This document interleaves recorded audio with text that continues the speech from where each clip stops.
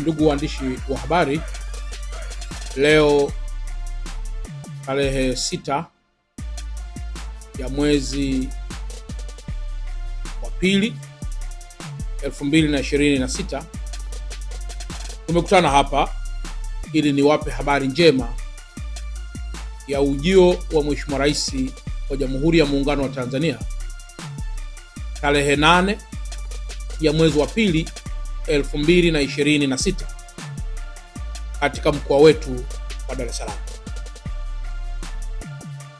Dr. Samia Suluhu Hassan, Rais wa Jamhuri ya Muungano wa Tanzania, ametupatia heshima kubwa wana Dar es Salaam kwa kufanya ziara tarehe 8 ya mwezi wa pili 2026 kuanzia saa 2 asubuhi kwa lengo la kuja kuzindua soko la Kariakoo.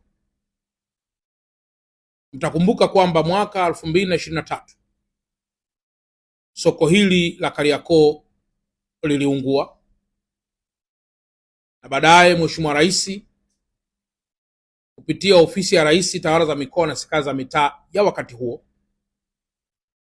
alitoa maelekezo ya haraka ya kuhakikisha soko hilo linarudi haraka kama lilivyokuwa na ikiwezekana kuliboresha zaidi. Nayo furaha kuwaambia kuwa kazi hii kubwa ameifanya Mheshimiwa Rais Dr. Samia Suluhu Hassan.